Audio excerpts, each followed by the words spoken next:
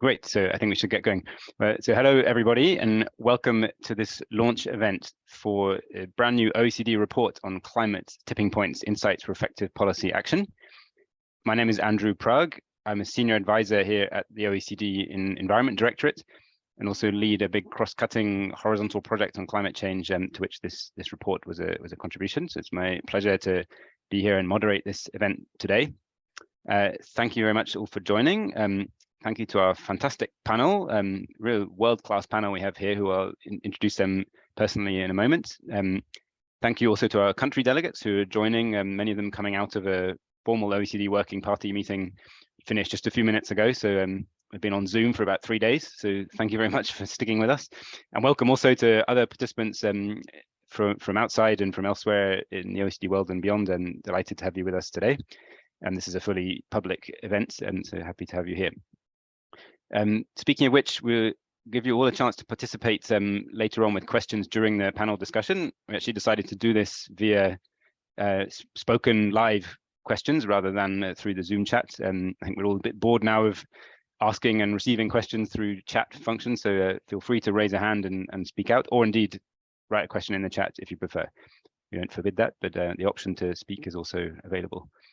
I'll also flag at this point that we have simultaneous interpretation in French available through the interpretation button at the bottom of your screen, so feel free to use that. And thank you in advance to our interpretation team who are working very hard in the background.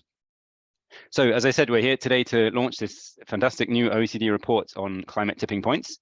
So this was developed by my colleagues Marcia Rocher and Colleen Puy, who are also with us today, including with inputs from key external experts, some on the panel today, and also others internally around the house at the OECD. I think it's fair to say tipping points are one of the most important, frankly, one of the most terrifying aspects of climate change. And just when you thought that climate change could not get any more scary, along come tipping points. And then along comes the finding that they're generally more likely and at lower levels of warming than previously thought, and therefore much more of a kind of near and present danger. So really important topic to be discussing. And I'd like to add that it's not all bad. We also need to think about so-called positive tipping points and these kind of ways that behavior, social trends and technologies may suddenly change pace and accelerate and be uptake in ways that help us to get quickly towards net zero emissions and help to alleviate the risk of other climate tipping points. So I hope we'll be talking today about both elements, both types of tipping points, in some ways the bad and the good, in that one may be saving us from the other. I look forward to hearing what the panel have to say about that. As I said, the report is a contribution to this big cross-cutting OECD initiative on climate and economic resilience, which really pulls on the expertise from right across the different parts of the OECD. And this is a key element from the Environment Directorate part that's speaking to just the importance of the non-linearities of climate change and the threat of tipping points considered in climate policies right now. And the report also contributes to another OECD project specifically on losses and damages from climate change. And both of these have been generously supported by Germany, as well as the OECD countries more broadly. So with that, it's my pleasure to turn over to my director, Jo Tyndall, who recently, 3 months ago, joined us as Director of Environment at the OECD. She was recently the ambassador of High Commissioner of New Zealand to Singapore, and before that was New Zealand's climate change ambassador for many years, so is very familiar with the climate change area. We're delighted to have her as our leader at the OECD Environment Directorate and also as our speaker for opening remarks today. So Jo, please, over to you. Many thanks, Andrew, both for your kind introduction and for kicking this event off. And good morning, good afternoon, good evening, colleagues. Thank you so much for joining us today. I know, as Andrew said, some of you have spent quite a lot of time on Zoom already, so it's really highly appreciated. It is my pleasure to share with you some headline messages from the report, Climate Tipping Points, Insights for Effective Policy Action, the report we're launching today. I'll also give some reflections on the huge task we have before us in addressing the risks identified in the paper. So in this new report, the OECD reviews the most recent scientific information on climate tipping points and discusses the implications for policymaking right now and in the near future for our increasing knowledge about these tipping points. So what's the scientific evidence telling us? And Andrew's already given a bit of a sneak preview of some of this. First, there are already clear signs today that we may be approaching climate system tipping points.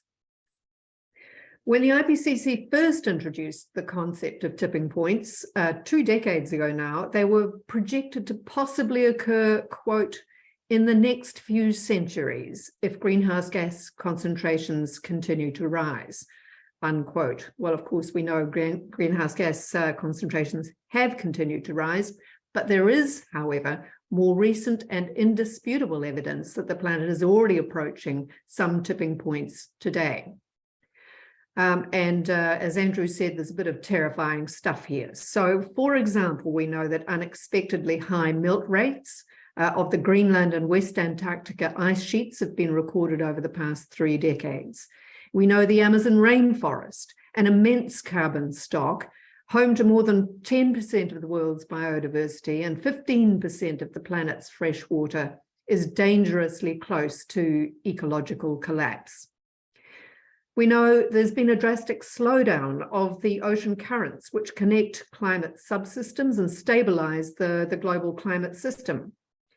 And we're all well aware that Arctic permafrost melt is accelerating.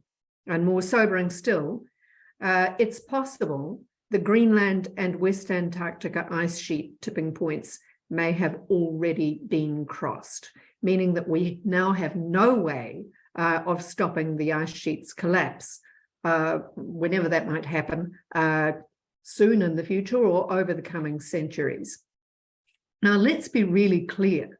These events would have catastrophic implications for sea level rise and for ocean circulation patterns. There are concrete signs we are approaching tipping points, and doing so considerably in advance of the timeframes projected in that earlier modelling. Of course, scientifically, we're dealing and will continue to deal with high levels of uncertainty. But this increasing evidence makes it clear that tipping points are today's and not tomorrow's problem. So the second key message, the science shows us that crossing tipping points is increasingly likely at much lower levels of global warming than we formerly thought, with the time remaining to avoid such disastrous outcomes rapidly running out. The latest science shows that important tipping points will become possible or even likely, regardless of whether the world manages to keep within the Paris Agreement range of 1.5 degrees to well below 2 degrees Celsius warming. The collapse of the West Antarctic and Greenland ice sheets and the abrupt melting of permafrost grounds in the Arctic are now considered, quote, likely, unquote, within the agreement's guardrails. This could cause several additional meters of irreversible sea level rise, threatening heavily populated coastal cities, as well as resulting in a feedback loop through additional greenhouse gas releases, so leading to yet more global warming and pushing us closer to yet more of the tipping points that have been identified. Average global warming, as we know, is already at around 1.1 degrees, even by the most conservative estimates.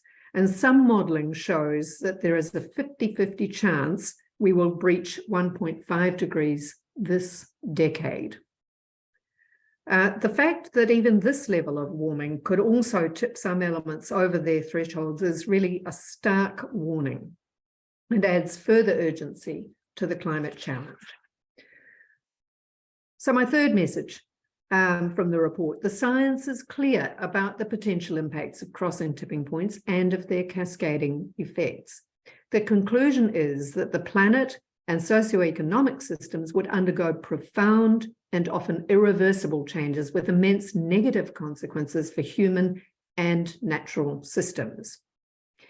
Damages from climate change threaten to be very large, even before factoring in climate tipping points. And we're already seeing evidence of that with almost daily, well, certainly monthly, reports about devastating floods, droughts, heat waves, and wildfires on every continent in the world. Crossing climate tipping points may lead regional climates or even the whole world to shift from one stable state to another. I hesitate to call it a stable state, but the new one that is potentially much less suitable for sustaining human and natural systems. At the regional level, individual tipping points are associated with different types of potentially severe impacts, and that can include extreme temperatures, higher frequency of droughts, forest fires, and unprecedented weather, even worse than what we're already witnessing. And unfortunately, the whole science of climate change doesn't result in a kind of a redistribution and an evening out. If you were prone to floods before, you're going to be prone to even worse floods in the future. If you were prone to droughts, the droughts will get worse and more frequent. At the global scale, tipping elements are not isolated systems, and tipping one element has the potential to trigger the tipping of other elements, leading to cascading global impacts and feedback loops. It really is a truly vicious cycle. These abrupt changes could also cascade through socio-economic and ecological systems too suddenly to enable human adaptation, and therefore with, quite frankly, unthinkable consequences. Crossing some of these tipping points would also have immeasurable economic costs. For a long time, there's been a severe underestimation of what these costs would be because economic modelling has omitted tipping points from projections. Studies today show that tipping points could increase the costs of climate change by up to a factor of 8. And we already know we're talking about trillions and trillions. Now, considering all that deeply sobering evidence and the extensive knowledge we've now collated, the report calls for an urgent shift in how tipping points are treated in climate policy right now, today.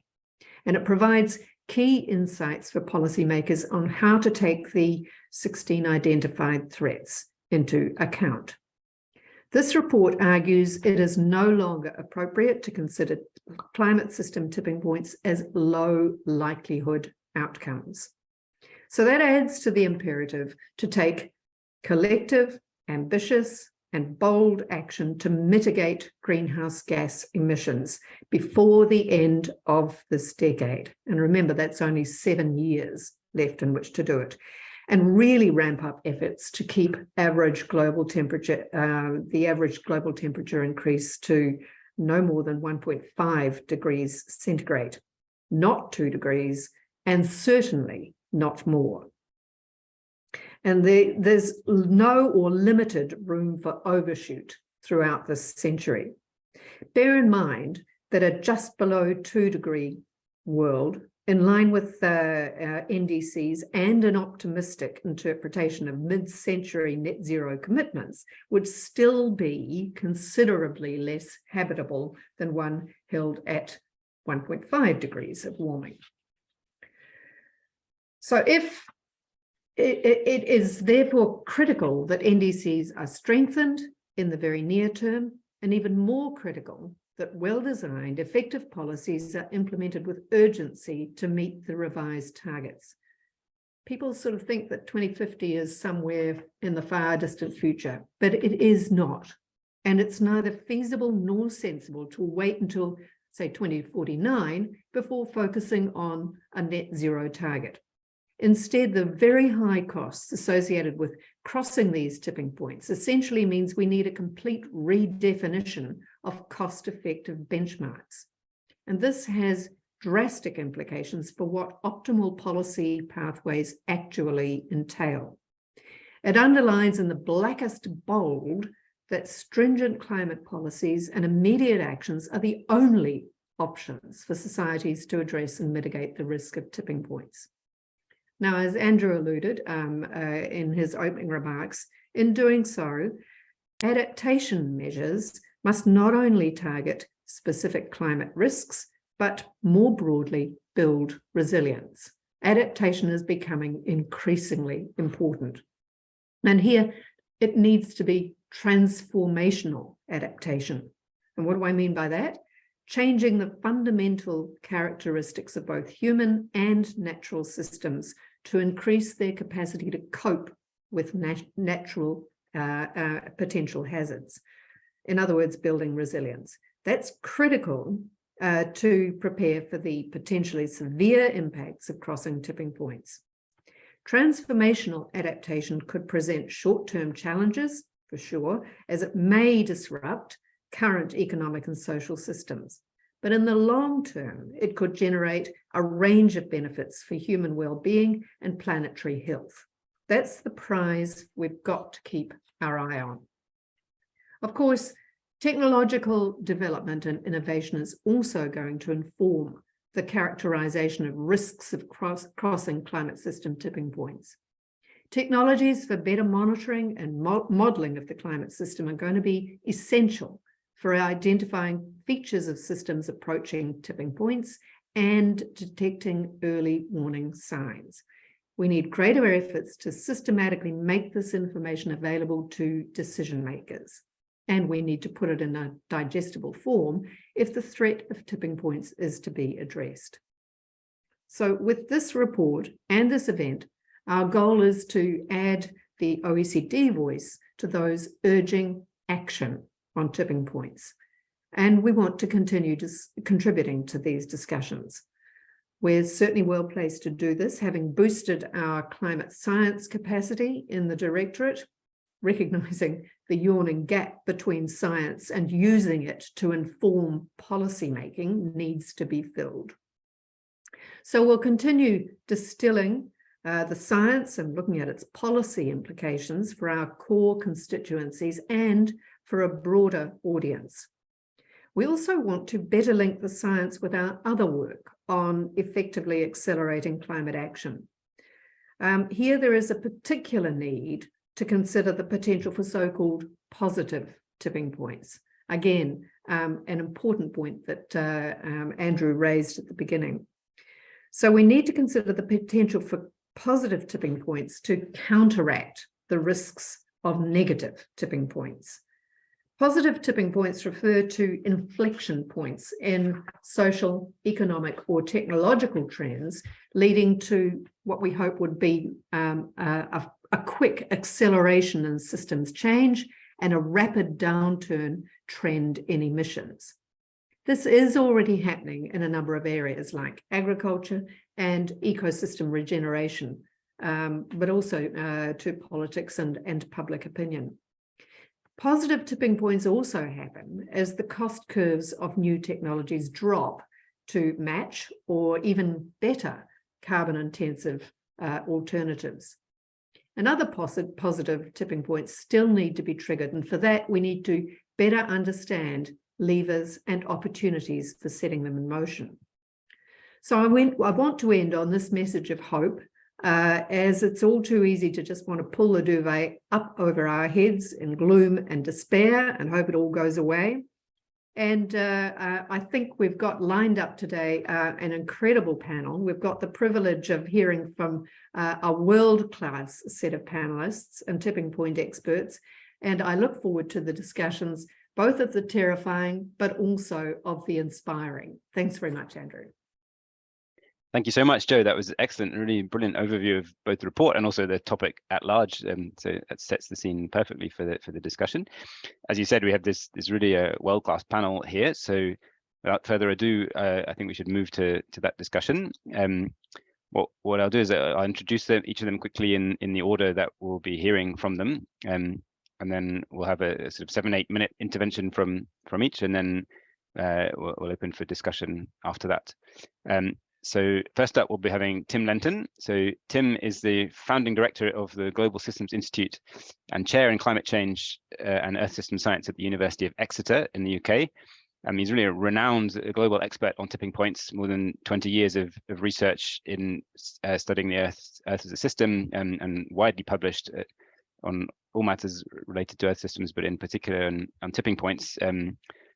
He's lead author on a seminal paper in Nature in 2019, which really brought this area into much more into the mainstream. And then most recently, an author on another seminal paper in Science related to tipping points. Delighted to have Tim with us. We also have with us Simon Dietz. So Simon is an environmental economist based at the LSE in London, where he is Professor of Environmental Policy at the Grantham Research Institute, also the Department of Geography. Is also published widely on issues around tipping points, in particular on integration of tipping points into economic models. So we're delighted to have Simon here. Then we will have Kate Rayworth. So Kate is an ecological economist and is very well known for creating so-called donut economics. She is the co-founder of the Donut Economics Action Lab, which no doubt we'll be hearing more about from her. And then lastly, to bring a kind of policymaker's perspective, we're delighted to have Norbert Gorison with us. So Norbert is the Deputy Special Envoy for International Climate Action with the German Federal Foreign Office, where he oversees work related to international climate action, the UNFCCC, climate finance, and so on. Previously, he had a long career in the German Federal Ministry of the Environment, including overseeing the massive International Climate Initiative Fund. And if I would add, he's always been a strong supporter and friend of the OECD climate work, and we've been working with him for many years on a number of high-profile projects. So it's a pleasure to see him here with us today. So that is our excellent panel. What I would do then is invite, please, Tim to take the floor first. Tim, I know you have a constraint, you have to leave a bit early, so I'm returning to you first, but please, the floor is yours. And I think you're sharing some slides, so go ahead via the share button, please. Thanks very much, Andrew. Thanks, Joe, for the fantastic introduction. Apologies, everybody, that I have to teach my class here in Exeter in about 35 minutes time. So if I don't get to answer all your questions, fire me a message over email. You can see my email quickly there, but I can put it in the chat later. Joe gave a wonderful introduction, and I'm very grateful to Marcia and Colleen and the team for writing a great report on this topic. Topic of climate tipping points that I wrote the first paper on it back in 2008. So nearly 15 years really of studying this topic. So maybe I'll just try to add some visuals to the nice summary that Joe has already given.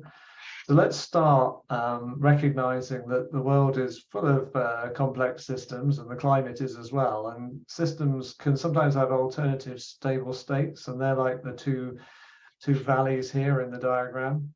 But the system can only be in one state, and the one it's in, I'm the modeler here. I'm slowly forcing that state to become less stable. It's being the ball there that represents where the system is. It's being nudged around by short-term variability. That would have been, in the sense of the climate, the weather. And at some point, just then, the ball got tipped from one state to the other. What does this mean? It means, well, this cartoon is telling us that we were in a situation where damping feedbacks were restoring stability, keeping the ball at the bottom of the valley. But as we head towards a tipping point, the amplifying feedbacks that can self-propel change were coming to take over and to govern we would call it the dynamics or the behavior of the system. And they get really strong at the tipping point.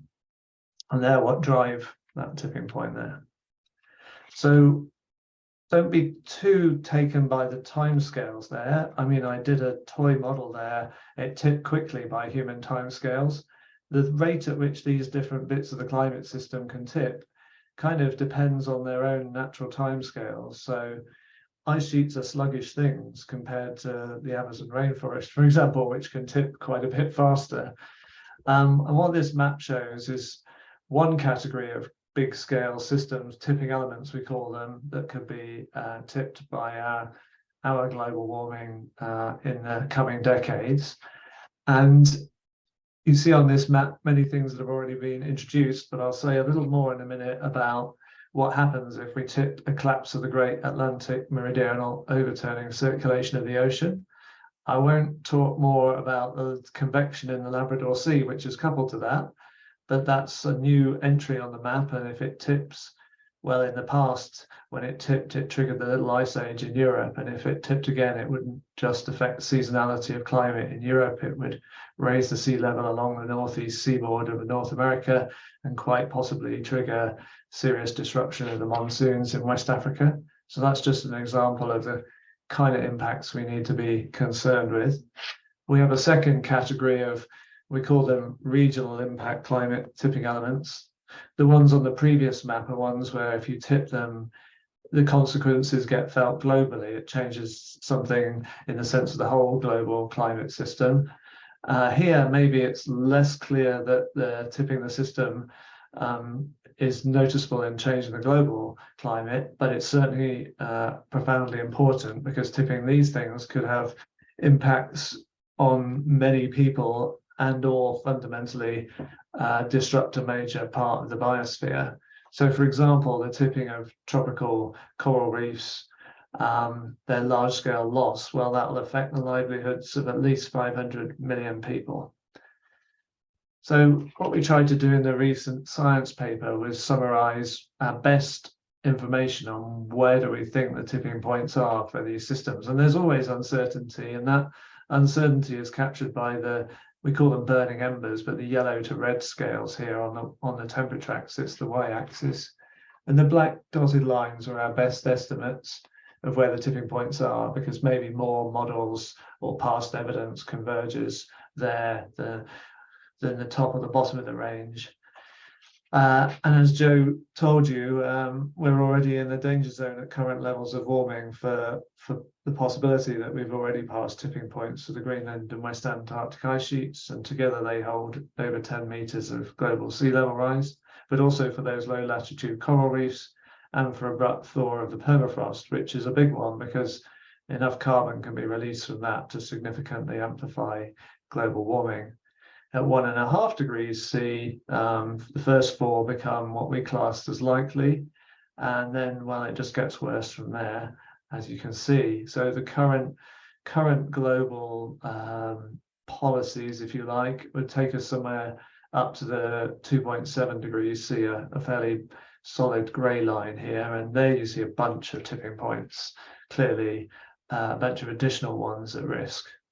So every 0.1 degrees C of global warming counts here in terms of, every 0.1 degrees C we could save, I would say, would significantly limit the risks from tipping points. But as Joe said, we're still probably going to have to brace ourselves and adapt for some of them. And Joe also said that there's coupling between the systems. So let me just give a brief example. We know the Arctic is melting, 3 times as fast as the global average, and that means the sea ice is melting there, and that's part of that amplifying of warming, exposing the dark ocean surface. But that means that the warmth up there is melting the Greenland ice sheet faster. It's also raining or snowing more in the Arctic, so we have lots of fresh water, either melting ice sheet or from the sky, pouring into the North Atlantic. And unfortunately, that's what's interfering with the great overturning circulation of the Atlantic Ocean and slowing it down. And we know from Earth's past that that has profound implications. As it slows down, it transports less heat from the southern hemisphere to the northern hemisphere. That shifts the monsoons or disrupts the monsoons all around the tropics. And leaving heat behind in the Southern Ocean is bad news for the ice sheets down there. So in simple terms, I'm afraid, tipping one thing makes tipping another more likely. In the worst case, we'd have to worry that it's like what we call a domino cascade. You tip one thing and it makes another happen and another and another. So I want to wrap up because time is short, but I want to just finish by saying a word about what are the impacts of all of this. Well, I don't expect you to read everything on this table. Suffice to say, there are a lot of impacts from each individual tipping point. Only one of them has really been studied in depth by the scientific community, and that's this collapse of the great overturning circulation of the Atlantic Ocean. We've done, thanks to the OECD supporting us, we've done some work for, well, now 2 OECD reports, including the one we're talking about today, where it looked in the climate model world at the combined effects of a collapse of the Atlantic overturning circulation, a tipping point on top of the 2.5 degrees C of global warming I'm afraid we're all heading towards somewhere in the second half of this century. Well, it has a well-known effect of cooling part of the planet in the high North Atlantic region. But the really striking thing is what it does to the water cycle. So you see it makes in dark red here, it makes a band of the tropics and actually much of Europe much drier. It makes some other places over the ocean much wetter. But the profound drying that happens across large parts of the world, India, Europe, West Africa, will have profound implications were it to happen for example, for the growing of crops. So what we were able to do is look at how the combined effects of global warming and this specific tipping point would affect the suitability for growing the major staple crops of wheat, maize, and rice. The picture is a little different between them, but wheat's the big one, if you like. And for wheat growing, well, global warming was already a bad thing. It reduced the suitable area considerably. But add on to that this climate tipping point, and you get more than double the effect in terms of a radical reduction in viable area for growing wheat. It's also a problem for maize production. So in short, were we to cross this tipping point, we should expect major issues for food and water security. So to summarize, if we do cross the 1.5 degrees C global warming line, then it could trigger multiple climate tipping points, and some will become likely. The tipping elements can interact such that tipping one increases the likelihood of tipping another. And the impacts of the most studied tipping point are severe, and they're additional to the impacts of global warming. Thanks very much. Well, Tim, thank you so much. That was absolutely a masterful overview. Merci beaucoup. C'était vraiment un aperçu très saisissant avec d'excellents visuels. Donc, merci beaucoup d'avoir pris le temps. Malheureusement, le son pour l'interprétation n'était pas suffisant. Rappelez-vous, parlez avec un microphone, s'il vous plaît. Alors, juste quelques questions très rapidement, puisque vous êtes encore ici avec nous. Really concerns the kind of timescales of this, because the impacts, as terrible as they are, of these tipping points are with different timescales relatively far off, and in so that ways, it some ways embodies what Mark Carney once called the tragedy of the horizon, in climate change. That it's in all of our interest to be acting as soon as possible, but the impacts are sort of over the horizon in terms of what people's way of looking at the world and their sort of sphere of action. So you who have thought about these tipping points so much over so many years, how do we really transmit this urgency of the fact that it's now that the action has to be taken to avoid triggering these tipping points when the impacts are slightly further off?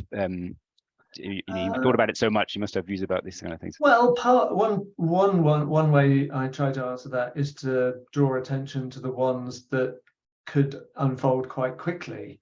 And I touched briefly in the slides on this idea, this possibility that we call it a deep convection of the ocean in the Labrador Sea, which sounds very esoteric, but that could tip, and it does tip in several state-of-the-art climate models at low levels of global warming.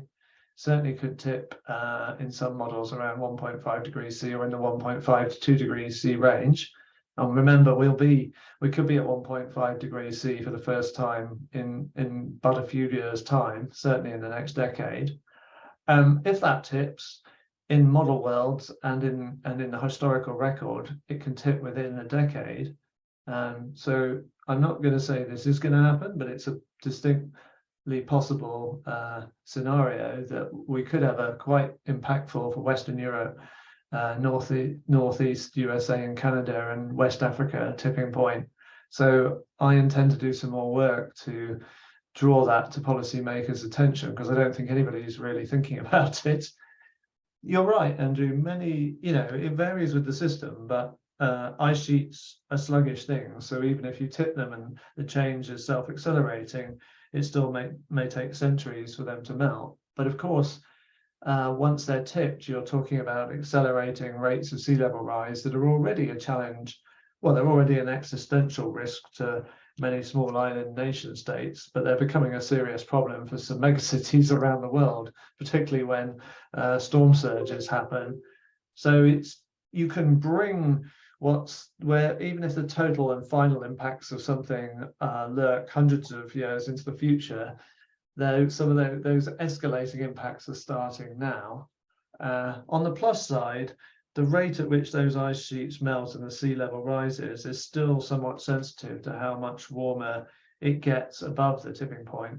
And this is kind of the physics of the more heat you put into melting ice and collapsing ice sheets, the quicker they go. So even if we couldn't stop the collapse, we could slow it or control to some degree its speed.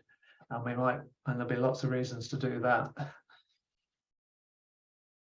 Yeah, that's great. Thank you for sharing your thoughts on that.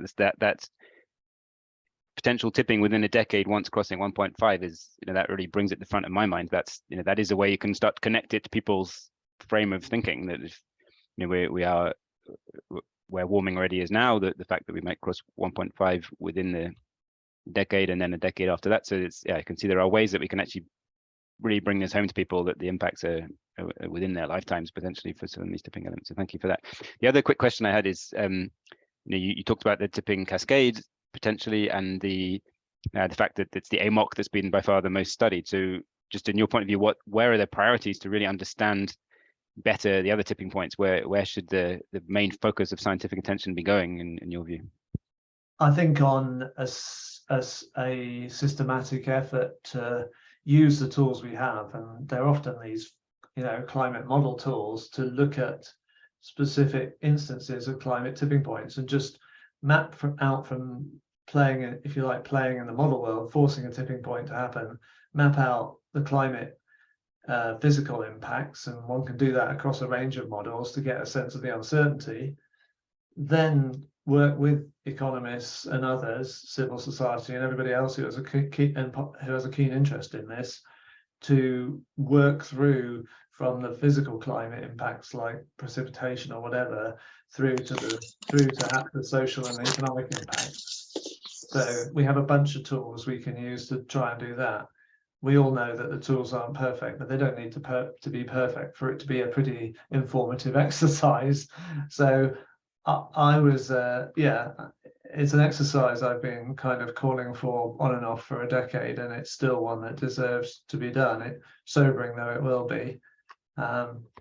Whilst at the same time committing quite a lot of my research and energies to trying to detect and identify the positive tipping points that can accelerate the mitigation that we need, and quite possibly actually think through the opportunities to accelerate adaptation action, because I think we're going to need to. Great, thank you. Plenty of avenues for further thought and research there. And actually, you provided a very nice segue into Simon's work when talking about the better using tools and the economic model. Vous avez parlé de ce qu'avaient évoqué nos intervenants précédents concernant les outils et les perceptions. Alors, si vous pouvez rester avec nous, vous êtes vraiment bienvenus, mais nous comprenons que vous avez d'autres engagements. The floor is yours. I believe you're speaking without slides. That's right, Andrew. I am. Thank you very much, and hello everyone. It's a pleasure. C'est le cas. Bonjour à tous. C'est un grand plaisir d'être ici pour participer à cet atelier. Comme l'a dit Andrew, je suis économiste. My career studying the economic impacts of climate change, going back to the Stern Review in 2005-06.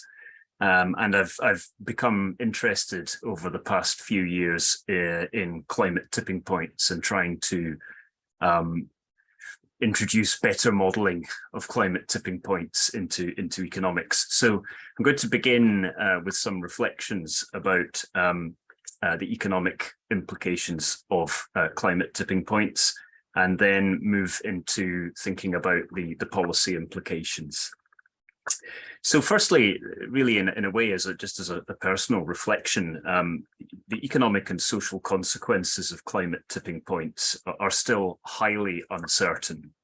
And this is a very difficult area in which to do research because there is a lack of convenient evidence and because thinking about many of these tipping points requires frontier modeling. So because the uncertainty is so very high, we really should try to avoid making overconfident statements of any sort. Okay. Having said that, I think looking at the economic evidence, that two things can be said with a reasonably high degree of confidence. The first is that climate tipping points increase our best estimate of the damages from climate change. And secondly, tipping points increase the risk and uncertainty that is associated with the impacts of climate change. And this in itself is an argument for stronger greenhouse gas emissions reductions, because in effect, what tipping points are is a systemic risk for the global economy, and governments have a legitimate role in managing systemic risks. So it's a precautionary argument, basically. Now, these 2 points are, I'm making these 2 points against the background context in which I feel like I can say to you today that debate within the economics profession about whether the Paris goals can be given an economic justification is already over. They can, okay? Tipping points are not a necessary condition for giving an economic justification for the Paris goals, although they are probably a sufficient condition. Okay. So against that background, how do tipping points change our economic policy prescriptions? Well, I think the first thing is, and I agree both with the report and I think with what Tim said, in saying that I think they increase the emphasis on the 1.5 degrees goal with no or low overshoot. I mean, Tim, you said that every 1/10 of a degree matters, and I absolutely agree with that. I think that that's consistent with this statement. And since the prospects of 1.5 degrees with no overshoot now look slim, to be honest, I think that tipping points also, just as a matter of logic, require us to think about more radical climate strategies. Now, these come in a variety of forms, including things like carbon dioxide removal, more radical interventions on the demand side of the economy, and perhaps even solar radiation management. I want to be clear, I am not recommending any of these particular things. But it seems to me to just be a matter of logic that if the situation is as dire as we think, then we need to be prepared to embrace radical solutions. Okay. So I think, in other words, it's absolutely right to be using the scientific and economic evidence on climate tipping points to reinforce the case for 1.5 degrees. But we've been making that case for 1.5 degrees in general terms for years, and we're struggling to get purchase. So in a way, besides reiterating the case for 1.5 degrees, we need to try to get a bit beyond that and see whether we can trigger some more targeted policy discussions about radical solutions to reducing greenhouse gas emissions or otherwise slowing down the rate of temperature increase. Okay. So those are, I think, the implications for mitigation policy. But since there is this persistent gap between what we ought to be doing on emissions and what we are doing, and since the gap between what we ought to be doing and what we are doing is essentially a political one, and doesn't seem to be necessarily contingent on the evidence that we have on tipping points, I think that in many ways, the implications of tipping points for adaptation are at least as important, if not more so. And it seems clear that tipping points mostly increase the need for adaptation, possibly transformational adaptation, as the report mentions. They also, to be more precise, they put greater demands on adaptation planning and adaptation finance.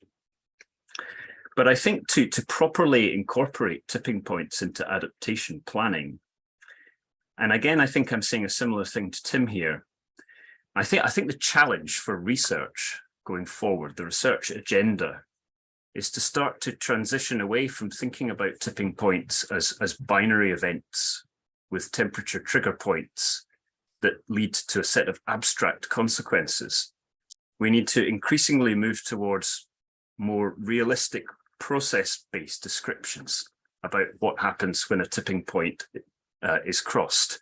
Because I think only then do we really unlock the key to understanding what tipping points mean for adaptation. So I'm going to use melting of the Greenland and Antarctic ice sheets as an example of this. Ice sheet melting is studied extensively.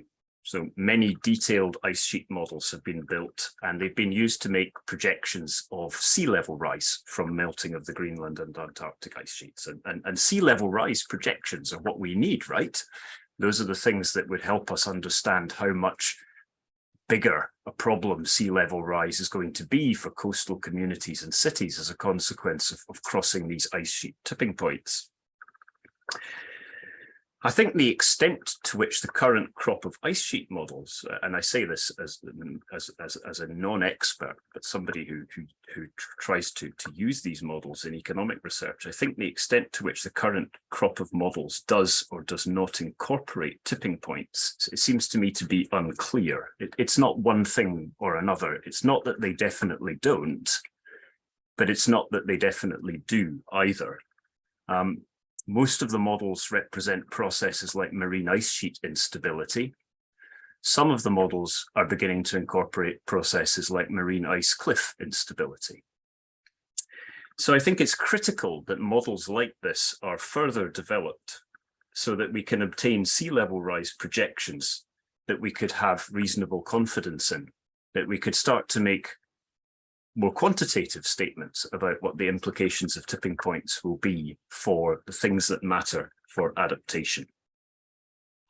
And it's with these that engineers, economists, and other social scientists can try to quantify the impacts of tipping points and the implications for policy.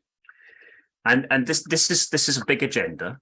And this is, as I said, a very difficult area in which to do research. So I think my last point would be that, you know, it's important to be patient with this kind of research. It may not always generate the results that accord with our intuitions, but we need to be willing to foster it and slowly move towards knowledge about tipping points on which we can take concrete adaptation decisions. Okay, so that's the end of my remarks. Thanks for listening, and look forward to continuing the discussion in a moment. Right, thank you, Simon. That was excellent. Really covering right across the implications on mitigation, and in particular, very strong points on the adaptation side, and your thoughts on the integration of tipping points into modelling. And I remember you were a key participant in a workshop we had specifically on that question of integrating tipping points into economic modelling here at the OECD last year. So thank you for all of that. I've got lots of questions I'd like to ask you, but I think we'll move straight on to hear from Kate and Norbert, who've been very patient, and then I'll come back with some questions when we get to the discussion. So we'll move straight on then to Kate Rayworth. Kate, please, the floor is yours. Thank you. Real pleasure to be part of this conversation. Since others have been talking about puisque d'autres intervenants ont parlé system tipping points, I'm going to talk about the social, and I'm going to definitely share my screen to do this. So every time I hear chaque fois que j'écoute Tim, j'ai l'impression d'être dans le film. The most radical and immediate form of action that each one of us can in whatever world of work we're in. I totally understand why people throw soup at paintings and block motorways and get imprisoned in the light of this evidence. And it's very hard to hold that understanding, right? We can't live in a state of emergency and state of fever pitch, and yet the facts demand that we respond like that. So I invite all of us in our own professional capacities, in our own personal capacities, to think, and what is it I can now do? So I want to fill in what I feel is a missing section in this report. And I've heard Joe and Simon and Tim and others speaking to it, but it's that I feel we've jumped over a little bit of all the things that governments absolutely can still and must do to create a political tipping point, right? The mitigation that still is obliged and still possible, so that we don't have to end up saying, is it time to dim the sun? So I'm going to come at it from a civic action, because I think that's the place where people are acting most voluntarily, people finding space on the side of their professional lives to be civic activists, to try and bring these positive tipping points about. And I'm drawing very heavily on the work of Dr. Aaron Thierry, who's, I think, done an amazing analysis on this and very generously shared his slides with me so I could present a lot of his work here today. So I'm not going to talk about donuts, but it's all in the context of thriving within the means of the living planet. So we know that political action is leading to climate tipping points, and here's the evidence, and Tim has really taken this home today. But let's always remember that political inaction is actually very active climate destabilization and destruction, right? So all the political government, the major governments in the world that are still issuing new licenses, that are still permitting this to go on, it's action, not inaction, they're still on it. And the companies that benefit from this. So I want to just make these actors, governments and companies, very visible, because this is what we are trying to stop in order to stop the Earth system tipping points that we're heading for. So Aaron's work draws on so many different ways that civic actors are acting to try to bring about positive political and corporate tipping points to transform the landscape so that governments actually put in place the legislation and policies and investments that are needed to mitigate and to decarbonize, and that corporates are transformed so they stop driving this problem. Now, he's set out so many ways through legislation and litigation, divestment, through the advertising industry, finance, through green recruitment, through tackling sponsorships, and through direct action. I'm just going to mention 5 of those.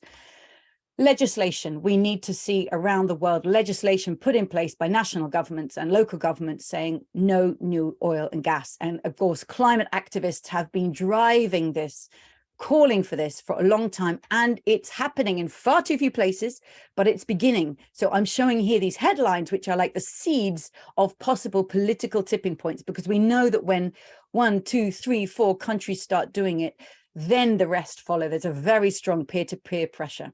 So you want to get those early pioneers moving, get them ambitious enough, and then push the others to follow. Once you've got legislation, actually implement it. And often you have civic movements, civic court cases, as in the Netherlands, you have organizations like Climate Earth actually saying, hey, you've got some legislation, we're going to take you to court because you're not actually putting into practice.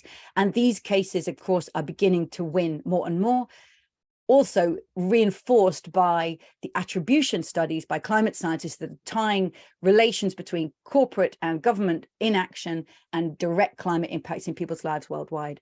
We've got divestment, the divestment movement. Look at that lovely up curve. That's the sign we're moving to a tipping point where universities first said, oh, don't be ridiculous, this is our investments, and of course we're invested in fossil fuel companies, to almost overnight, particularly in the US, scrambling to get out because the moral landscape tipped.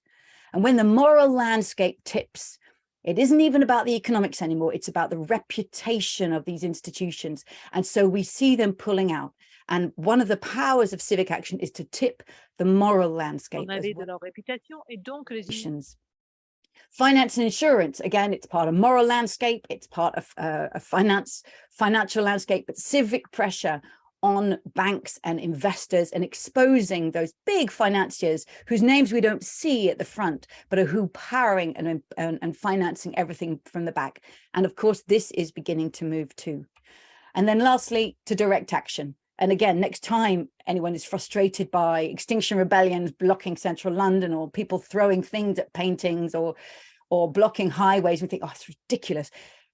Just take account that they've probably tried to do all the things that I've already mentioned, and they've been part of that and driven to an extreme of personal action. Some of the world's leading climate scientists standing with placards outside ministries saying, I don't even know what else to do anymore. And it works, and it stops, it flips the moral landscape, and it puts pressure. And let's remember, this was the work of the suffragettes. This is the work of the civil rights movement. This is the work of Gandhi and the decolonization movement. It's centuries old, proven that a radical flank makes what once seemed impossible actually become policy. So civic action, I think, has been so powerfully important for pushing governments and companies to put in place the legislation and to transform so that we get the positive tipping point, that we actually stop driving emissions in the first place. And let's always remember that we need to keep doing that, as well as recognize, of course, we already have to adapt. So I would love to see in early 2023, the next OECD report. It's going to be called Political Tipping Points, Insights for Effective Action. And I urge you to create a report that compares, praises, shames, and therefore mobilize governments to create the legislation, to implement it, to ban the bad stuff like combustion cars, to ban boilers, so that we actually tilt the market so that prices reflect the right thing to do, for governments to invest at scale in transformation, and to create that political tipping point that the world needs. So I'll stop there. Thank you very much. And a huge thanks again to Aaron Thierry, who not only did this analysis, but have put himself on the front line, because as a climate activist, he knows this is where political tipping points start. Thank you. Wow, Kate, thank you so much. That was extremely powerful, real tour de force in so many ways. And thank you in particular for writing our next paper for us. I took a screenshot. That was the only table of contents. You guys actually need to do the analysis. I really seriously mean it will put governments under pressure. Shame them, praise them. Let's use your role to create a political tipping point. And it is, I mean, seriously something under consideration within the wider work of the OECD, and there's a lot of work beyond the climate change sphere around kind of trust in governments and rebuilding new institutions and elements which are all linked to that. And it's definitely, we'll talk more about that later, but it's certainly something that we want to get into more. Again, many more questions I'd like to ask you, but we'll come back to that in a moment.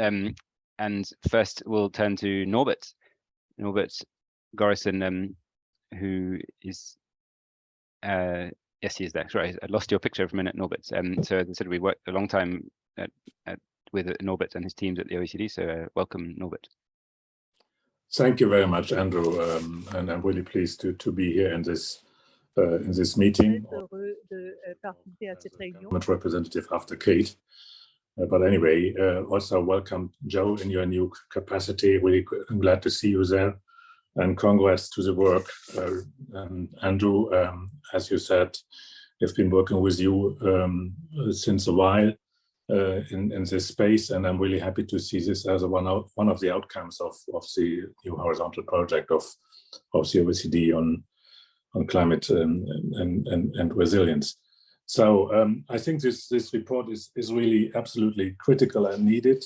We appreciate that you provide better understanding of tipping points. Policymakers need science-based assessments and in order to take the right decisions. And the German government, in principle, takes the tipping points already as a very important, extremely policy-relevant issue because they pose threats to ecosystems and societies, as has been mentioned very powerful, in particular by Tim. Coming back from Sharm el-Sheikh, from COP27, I would like to reflect perhaps 2 points which I think are quite important in that regard. First of all, tipping points have been mentioned now in the cover decision. It's only a fine line, but it's there. And the first time that UNFCCC highlights also the relevance of tipping points. So there's a hook one can further work on. And secondly, I think the major outcome of COP27 was the decision about loss and damage, which I think in a way is already a kind of response to tipping points, because what we have as loss and damage in many places on the earth are at least hitting of regional tipping points. And I think what we heard here today here is what could happen if we get to meeting global tipping points. And so therefore we need to be better prepared for that. And I would like to make 4 points with respect to policy implications from a government perspective. The first point is, I think it's critical to do more research in this regard. Simon mentioned that. I think I really very much like your idea of having a clearer understanding of the detailed projections, what it means if we meet certain tipping points, what really needs it, over a timeline of year by year or 5 year by 5 year, and really understanding what it means, because the number of 6 or 7 or 8 meters sea level rise is not meaningful if we hear it's only happening in 2100 or so. I think really understanding what is the implication for the years to come in all of those areas is absolutely critical. I think the IPCC has a role here to do more work. We also do support, do research with our own institutions, looking what tipping points means under different scenarios. We have a research coming up, in particular, looking at what's the implications on oceans. My second point is, and I think that's why it's very important that this work is being done by the OECD, is raising communication and awareness. Unfortunately, it's not the case that everybody understands the issue and that everybody is really alert to the climate crisis. We are here in a climate bubble. We need to really recognize that.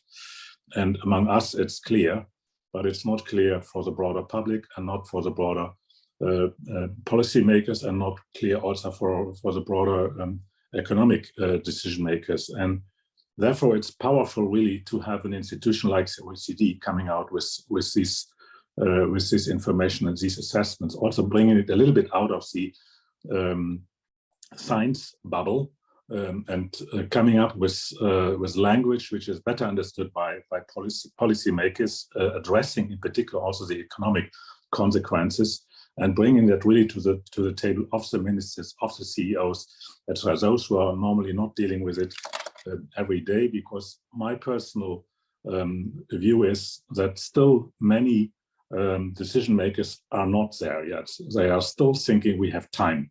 We can go on for 5-10 years more before we really draw the conclusions. And an organization like the OECD, which is not a green think tank, I think is well placed in really to make that point and to make it relevant also for economic ministers, for finance ministers, for leaders.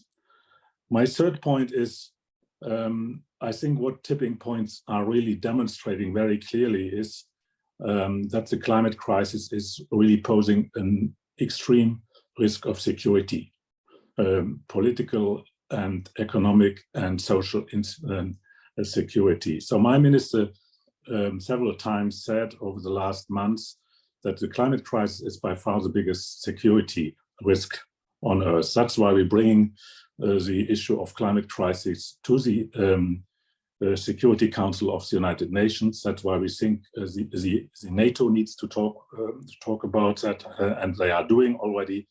That's why we think we need to look at what it means for the stability of entire regions, looking at the Horn of Africa, also the Sahel region, or the Caribbean. What does it, or Southeast Asia? What does it mean?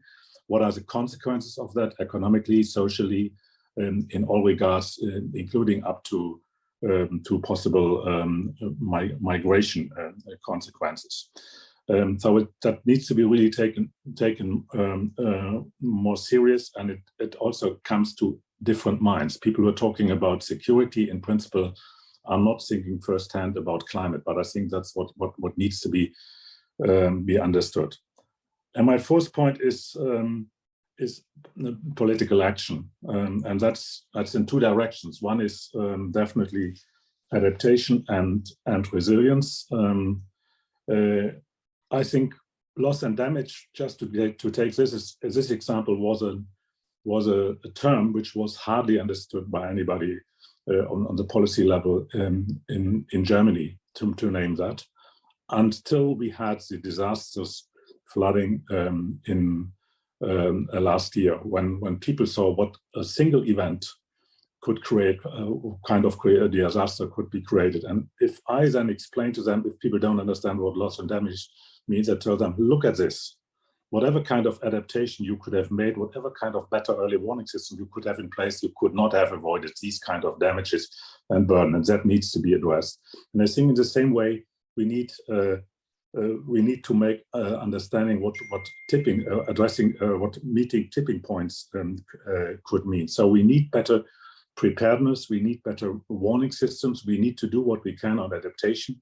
And that's why I think we also need more understanding what it means over time, meeting tipping points, what are the consequences in order to be better prepared. And secondly, of course, mitigation. Reducing emissions is without any alternative. 1.5 needs to be kept in reach. I'm not sure whether we really can stay below it, but we need to keep it in reach. That's I think what you need to do, and that means radical emission reductions until 2030, globally about 50% until 2050, almost being climate neutral. Otherwise, we will not be there. And that needs also to mean for us, we have to come out of this Annex 1, Annex 2 difference in the negotiations. Looking at the G20, 80% of the reductions coming from there. This is a place where we need to talk more seriously about mitigation action. And unfortunately, we have not been successful in that regard this year.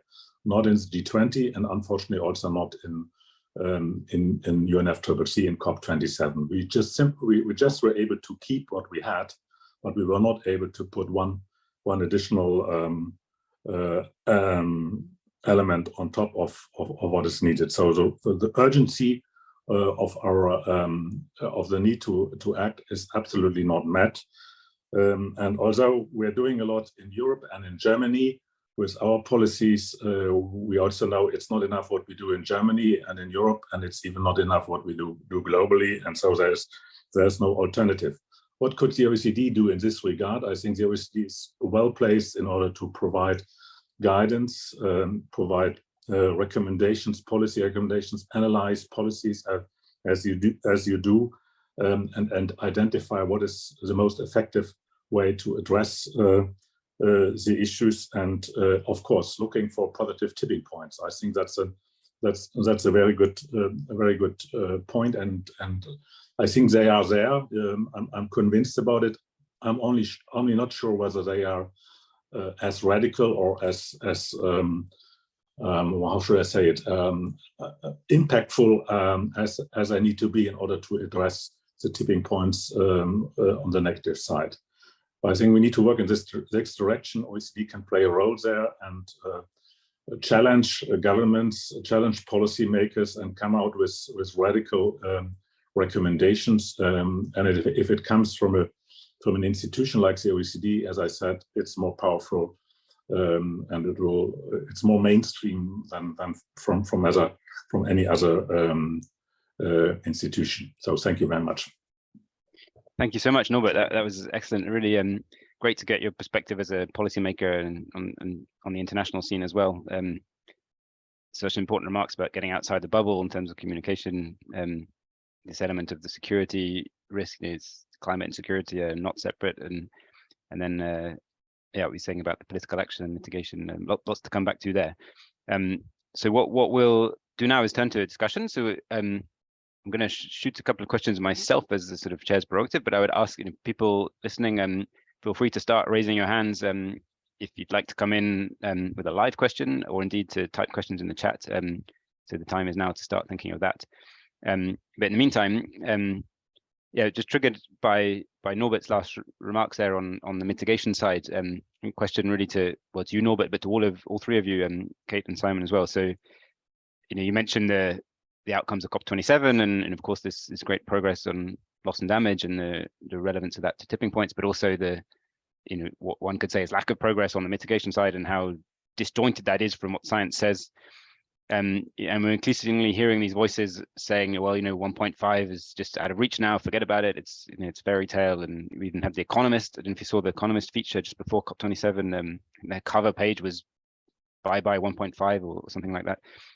So how do we counter these kind of claims, and how do we keep kind of optimism on action and possibility, given how important the 1.5 mark is for tipping point risks, and where we're currently heading? So yeah, Norbert, please, or Simon or Kate, feel free to come in on that question.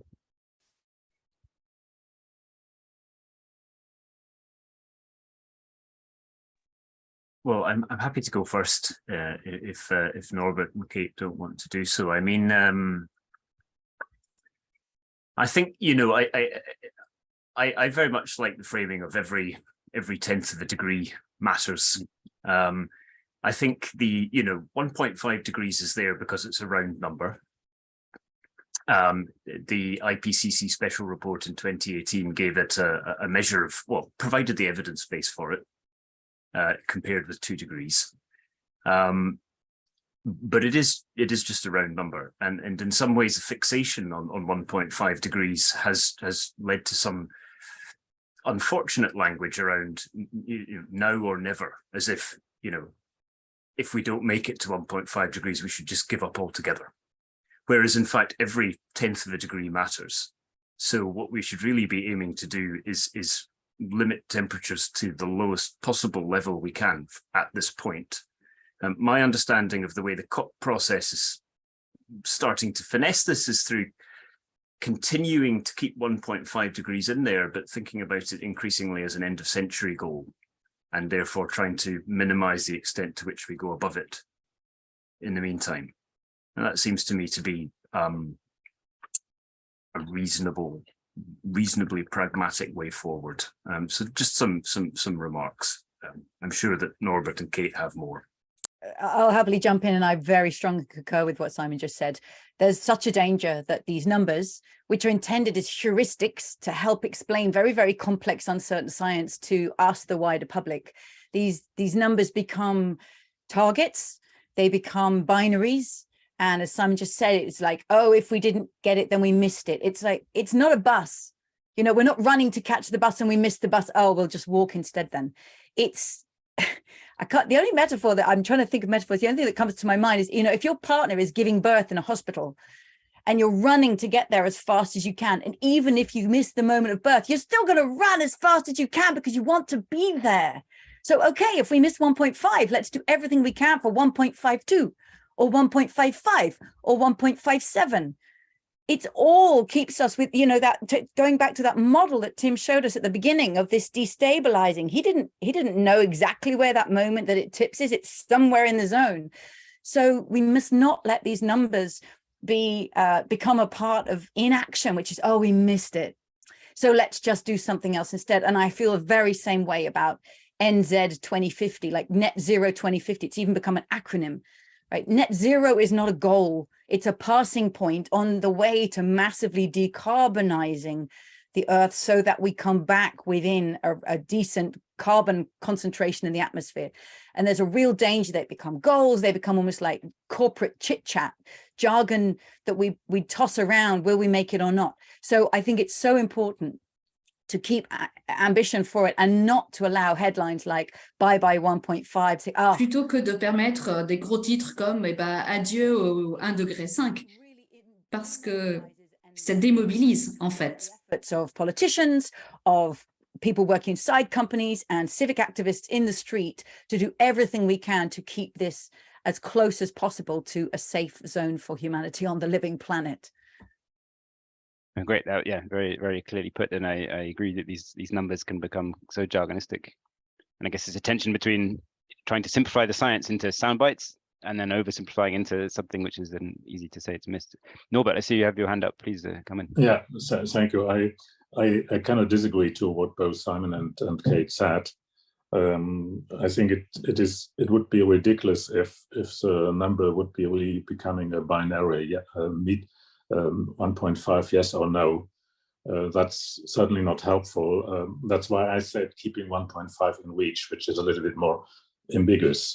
On the other hand, I must say having a number like 1.5 or having something like net zero 2050 helps a lot when it comes to policies, because it gives a clear direction. So if we start to talk to our Ministry of Economics, to our business community, to the MDBs, to the finance sector, say what they need to do, as we tell them, listen, you have to redirect or you shape your operations on a pathway which is consistent with a 1.5 degrees pathway, or which is consistent with becoming net zero by 2050.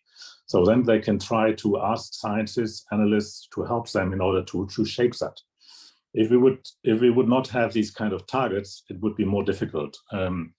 But I agree, in the end, every centigrade of lower temperature increase matters. That's absolutely critical, and it also matters to happen as quickly as possible. So we also we cannot accept to say, okay, 1.5 by 2100. That's what we need to look at, or net zero by 2050. In the meantime, we go on and hope that we can do all the stuff in the last 5 years before we get to 2050 or 2020 or 2100. We all know that in the end, the cumulative emissions counts, and that's why every centigrade and every mitigation action today and tomorrow counts, and not only what we will be doing in 2040 or 2050 or whatsoever. But I really would like to make the point, having those numbers like 1.5 or 2050 net zero is important because it gives orientation. It allows for doing assessments of where are we on the right track or not. If we wouldn't have that, it would be more difficult. Yeah, so I see your point very clearly. You made this tension between you need this direction of travel, but not to the point of oversimplification. Very clear. So we have some great questions coming in from the audience now.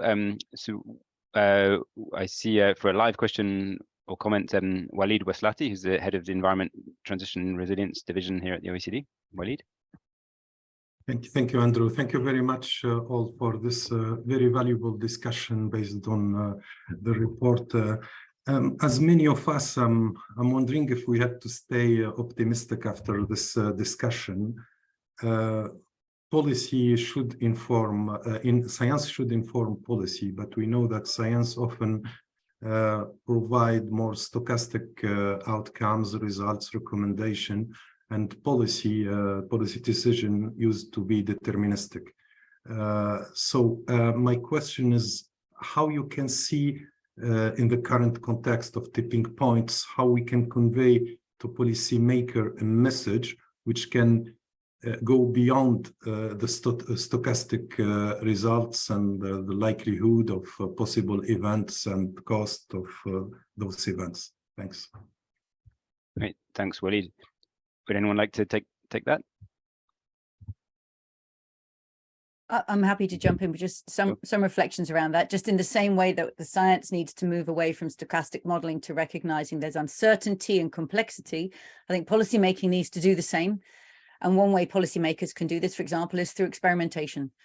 And experimentation with what happens when we shift social systems, what happens when and COVID gave us a beautiful opportunity to do this, what happens when Paris turns car lanes into bike lanes. Wow, look, all these cyclists turn up. What happens when we make neighborhoods like the one I live in Oxford in the UK, where put bollards in place to stop cars coming in. A lot of resistance for sure, but a lot of people start saying, actually, I prefer this transformation. And I'm partly answering a question I saw in the chat box about, you know, how do we convince the public of this? And I'm not sure we need to convince the public to understand the complexity of science. I think policymakers just need to get on with it. And whether we remain optimistic, Walid, I think we just need to remain in action. So I would like to see national and local governments just putting in place the measures that we know work, and there is evidence this works, banning stuff, right? It's time to edit out the bad stuff. So cities like, I'm going to say Amsterdam, where they have just clearly announced in 2019, from the year 2030, there will be no fossil fuel vehicles in the city. No cars, no mopeds, no boats, no trucks. There will be not you can't buy new ones. They'll all be excluded from the city centre. Now, back in 2019, that already sent a long, loud, legal message to anybody who wants to be travelling on wheels in the city that you're going to have to shift. So that kind of action by a government, putting in place a clear information about a future ban, coupling it with tilting the market so it just makes more sense to invest in decarbonised than in carbonised, and also introducing experimental policy in neighbourhoods. What happens when? So I think policymakers just need to get into action. And by the way, a lot of these measures bring about more livable cities, clean air, better futures. So in order not to keep thinking they need to convince the entire public to understand the complexities of climate, but just start bringing about the kinds of investment in housing, investment in transport that the future demands. The most progressive places are just on it and already doing it. And why are so many other places going to take so much time to catch up? Yeah, no, very clear. Thank you, Kate. That's, I was going to ask you what can governments do to create the conditions for these kind of positive tipping points, but you said that very clearly there. And thanks also for picking up on Tom Forrest's question in the chat about what can governments do to. I mean, he was specifically asking about the role to what governments can do to specifically educate public through public awareness campaigns and so on. But I think you said it's both. It's not just the public, sort of communications campaign. It's also the loud signals. And I'm a regular user of these bike lanes in Paris. Thanks for raising those. What happens when you make lots of bike lanes is that people start crashing into pedestrians. But that's just a phase to get through as we design the new mobility, I think, from my experience. No, but so thank you very much for that. We had another very interesting question in the chat coming from Dexter Doherty, who's from our strategic foresight team here at the OECD, about lower income countries. So how, when we talk about the urgent need for global emissions reductions in the context of tipping points, how do we balance this need, particularly in lower income countries, to the need for improving living standards and purchasing power for those hundreds of millions or billions of people when we have this urgent need to reduce emissions? It's a big question. Any quick thoughts on that?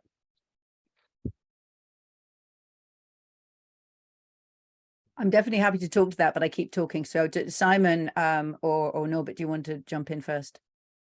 Yeah, maybe I put in one remark which I've forgotten in my initial remarks. I think what we also have to do as a policy action is, in particular, we coming from the richer countries, is we need to be more serious about providing assistance and support to developing, in particular, low developing, least developed countries, in order to allow them to be able, first of all, to address the consequences of climate change, adaptation. And now we had a groundbreaking decision with respect to loss and damage, but the money is not yet there. I think that the harder part of that will only come, but also to help them in transforming their economies, or leapfrogging directly from having no access to energy directly to having renewable energy access, and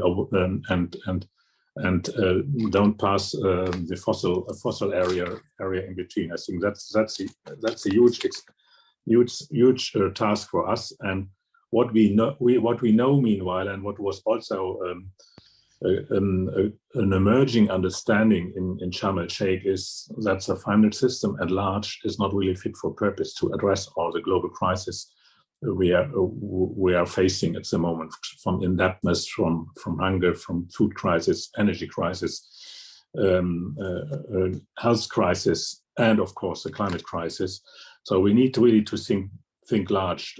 What can we do, and how would we reshape the financial system, the international financial institutions, the way how the private finance is integrated in that and working with that? How can we mobilize the trillions we in the end need in order to address those problems? I think that's the only answer I can see we can offer to low-income countries. Just convincing them certainly will not be enough. They need really very practical and clear support, ergo cash. Yeah, thank you, Norbert, for coming back to those realities of the international dynamics and cooperation. And yeah, certainly the work on finance is a big thing for the OECD. Not only the the north-south climate finance, but also what you referred to as the redesigning of the financial system and the need to mobilize the trillions. We have many great colleagues here working on those issues.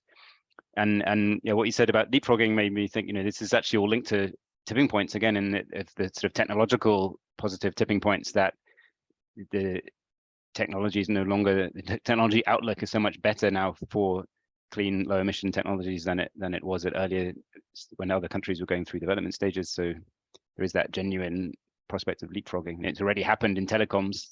Many developed countries just bypassed fix telephones altogether, but the insane thing can happen with energy because of that rapid technological tipping point. Anyway, so we're rapidly running out of time, and I'd really like to bring back in Jo Tyndall, who will close us off with her takeaways and thoughts following this fantastic discussion. So at this point, to say thank you so much to 3 panelists, 4 panelists, of course, with Tim, who's no longer here to be thanked, but thanking him anyway. Really excellent insights and discussion. And I'd like to hand over to Jo, please. Look, thanks, Andrew. There's about 1 million things I want to say because it's really been a fantastic discussion and a thought-provoking one. Thank you for pulling this stellar panel together. It's been great to have Tim, now unfortunately unable to stay for the whole thing, Simon, Kate, and Norbert with us today. I think what's really been interesting is that although we've sort of all been reminded that the subject matter is completely terrifying, it's a bit hard to process, you know, the implications of crossing these tipping points, because it's not just the consequences for future generations. We're actually looking at the consequences for generations now. Meaning we've got to do everything in our power to reduce the risks of the tipping points being crossed. First and foremost, that means turning up the dial on mitigation efforts to warp speed. I really do think, you know, we had that conversation about whether it's tenths of degrees or keeping 1.5 alive, whatever it might be. I do want to say that things change. That in the lead up to the Paris Agreement, 2 degrees was what we were kind of working on as our default sort of guardrail. And although people thought that those who were the vulnerable countries pushing for 1.5 degrees were probably being a little bit overly kind of cautious, that surely 2 degrees would be fine. Please bear in mind that subsequent to the Paris Agreement, that 1.5 degrees has now become the default. And that's really, really positive and really, really important. While Kate's been a bit sort of skeptical about the political will, I do think that it has helped in you know, the theory of 1.5 degrees has been accepted. The problem is that the pathways are not yet set to make policy and legislation completely consistent with it. There are exceptions, and I'm going to put in a plug for the OECD's Inclusive Forum on Carbon Mitigation Approaches, which is all about trying to create a forum, a dialogue, in which best practices for policies to speed up mitigation can be identified and you know, through peer learning kind of adopted in a bunch of different places. The trouble I think we've done for ourselves, because as Norbert said, the other issue has been around adaptation and loss and damage. And again, as with the 1.5 degree goal, in the Paris Agreement context, there was a strong push, first for adaptation and then for loss and damage to be taken into consideration. And again, everyone thought, well, if we do that, that'll take the eye off the mitigation ball. But it's become really clear that we've created a double bind, or perhaps even a triple bind for ourselves by waiting so long that the impacts of climate change are already not just on our doorsteps, but literally sometimes in our houses. So what can we at the OECD do about this in our work? Kate, thanks very much for telling us about the political tipping points report we can work on. I think that's a really good suggestion. But I do want to say again that we shouldn't all despair, that although it's too slow and it's not universal across the world, we've got political, business, and public kind of interest growing and potentially coming together in a virtuous circle. And we really need to strongly encourage that and reinforce it.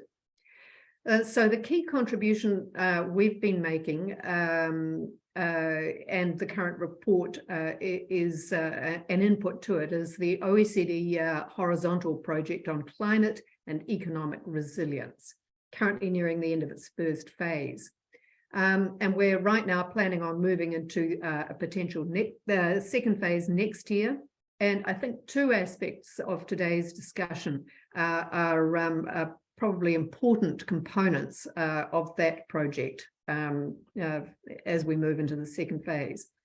So the first one is that not all net zero plans and pathways are created equally. And I think we've kind of touched on that very clearly over the course of the discussion.